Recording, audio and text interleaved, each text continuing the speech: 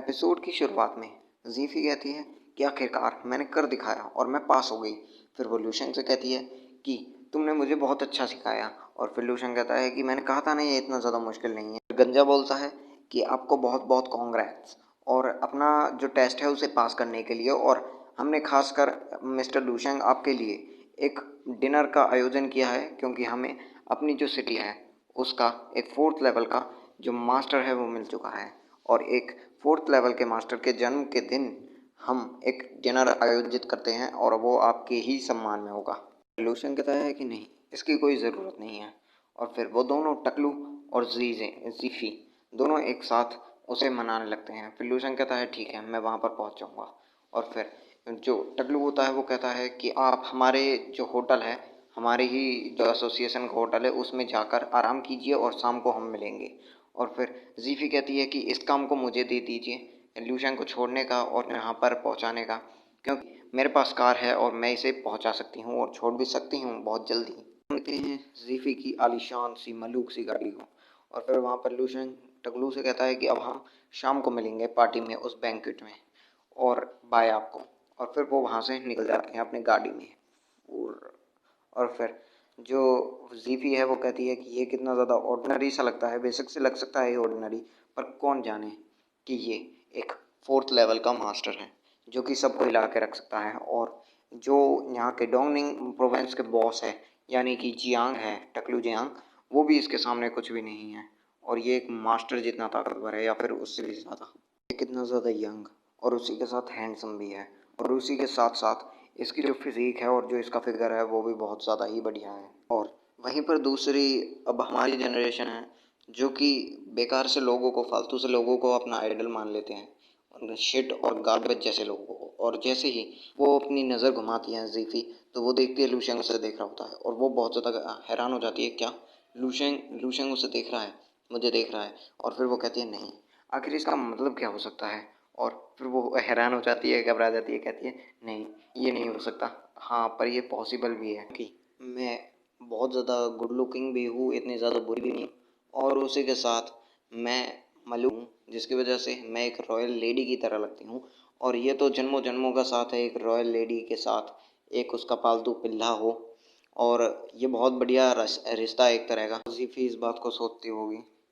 नैन तेरे नाल तरसूगा दिल तेरा, मेरा दीवाना तैनू करूं पागल, मेरे कातिल तेरे नाल वादा है मेरा। जीवी कहती है कि जब भी मुझे एक मौका मिल चुका है तो मैं इसका भरपूर उपयोग करूंगी, यूज़ करूंगी, ताकि मुझे फिर पछतावा ना हो।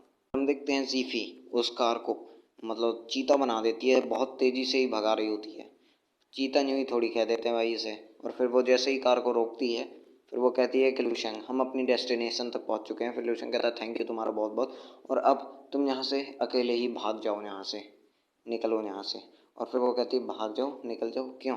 और फिर वो कहता है क्योंकि तुमने एक साथ ही 5 सिग्नल तोड़ दिए हैं और ट्रैफिक पुलिस तुम्हारी पीछा कर रही है, लगभग 2 गाड़ियाँ तुम्हारा पीछा कर रही है। माना कि तुम एक स्पिरिचुअल मास्टर हो, पर तुम्हें ड्राइव तो केयरफुली करना चाहिए। और फिर वो कहती है भागते हुए कि मैं तुम्हें शाम को लेने के लिए आ जाऊंगी, तो तैयार रहना। हम देखते हैं होटल रूम का सीन, जहाँ पर टीवी पर लिंक्सू आ रही होती है। फिर लूशन कहता है कि लिंक्सू से मिले बहुत ज़्यादा समय हो चुका है। फिर लिंक्सू बोलती है कि ये एक नई तरह की जड़ी बूटी है, यानी कि पहले तो मैं आपको ये बताना चाहूँगी कि हमने अपना जो फार्मासिस्ट है उसका नाम बदल दिया है।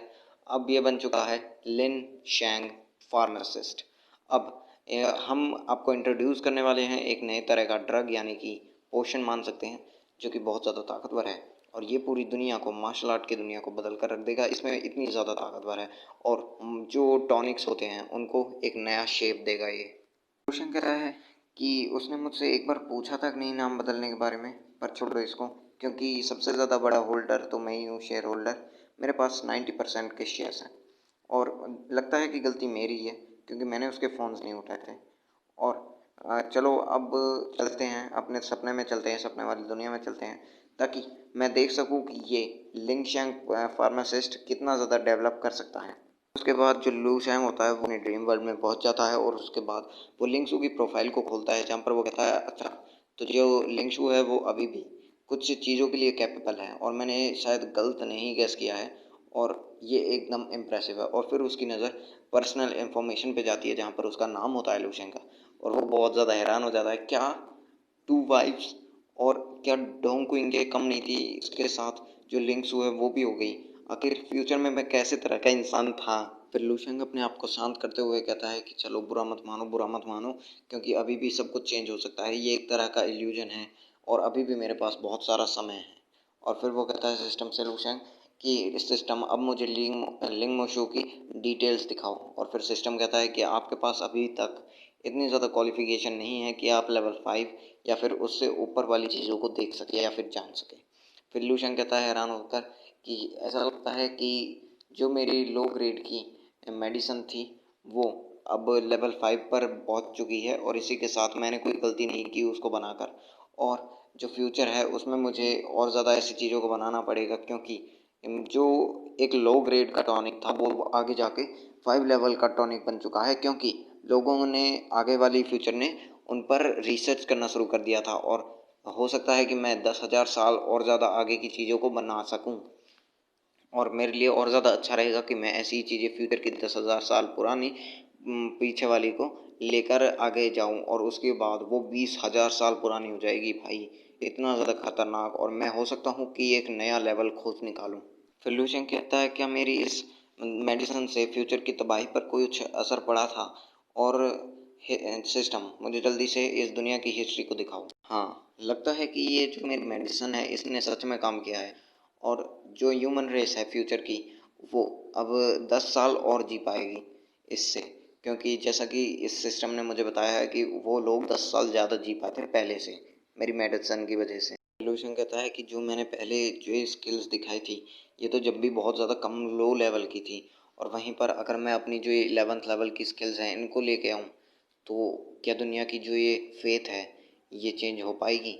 नहीं, नहीं, मैं ऐसा नहीं कर सकता, क्योंकि अगर ये चीज़ें सामने आ गई तो जो सबसे ज़्यादा ताकतवर लोग हैं वो मेरे ऊपर हमला करना शुरू कर देंगे, इस पूरी दुनिया पर हमला करना शुरू कर देंगे, जिससे मेरे जो दोस्त हैं, साथी हैं, वो सारे मुश्किल में पड़ जाएंगे, और उससे ज़्यादा होगा कि ये जो पूरी दुनिया है इसमें लड़ाई छिड़ जाएगी इन स्किल्स के ऊपर, और जिससे कोई भी बच नहीं पाएगा।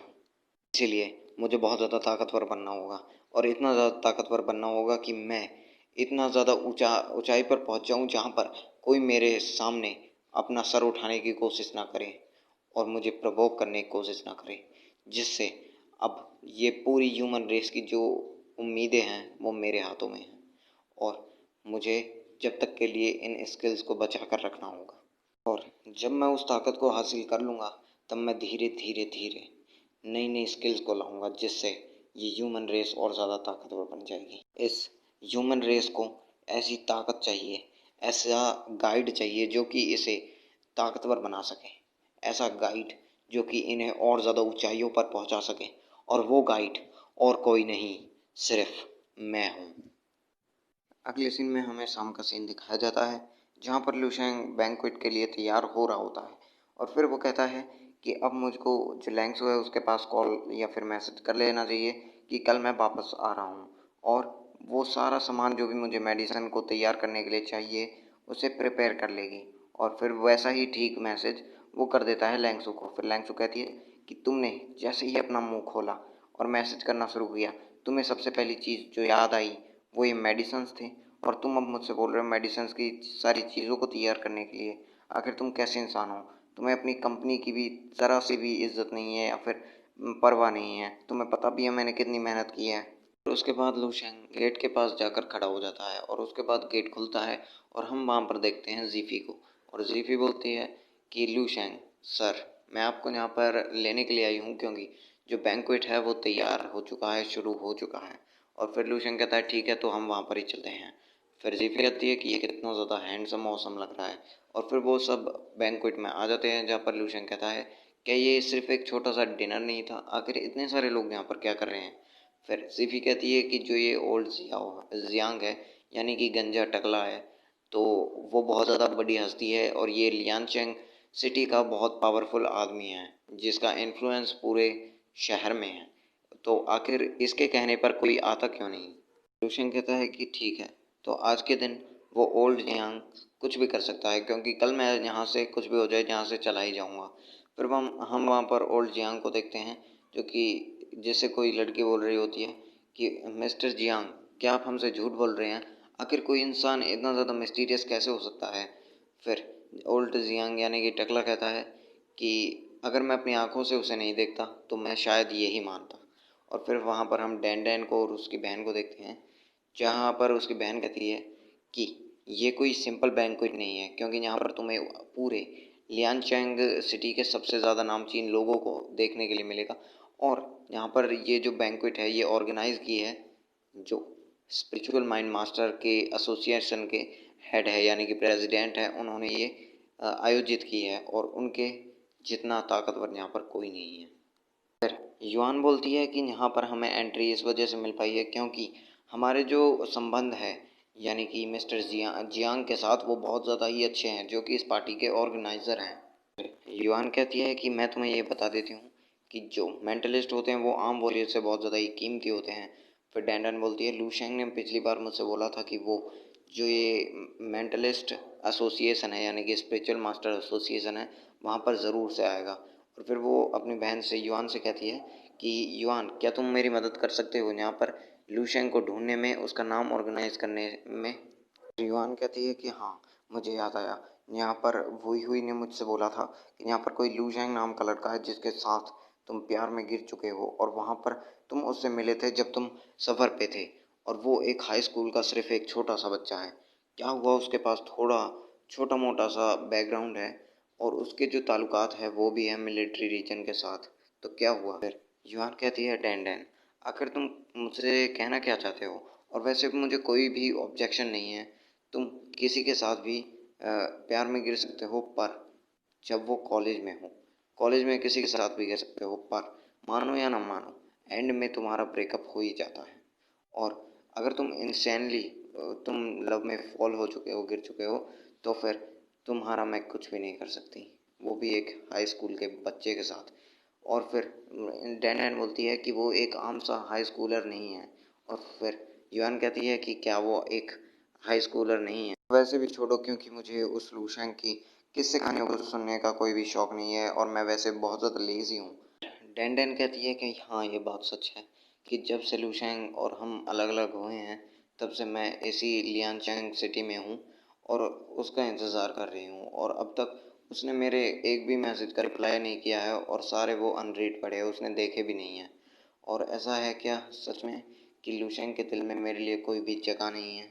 युआन कहते हैं, डैन डैन, तुम मेरी बहुत बहुत ज़्यादा ही अच्छी बहन हो, इसलिए मैं तुम्हें ये बता देती हूँ कि हम सब यहाँ पर इकट्ठा इसलिए हुए हैं क्योंकि जो डोंगनिंग प्रोविंस है यानी कि जो ली चैंग है, वहाँ पर एक नए फोर्थ लेवल के स्पिरिचुअल मास्टर का जन्म हो चुका है और हम इसी चीज़ का सेलिब्रेट कर रहे हैं।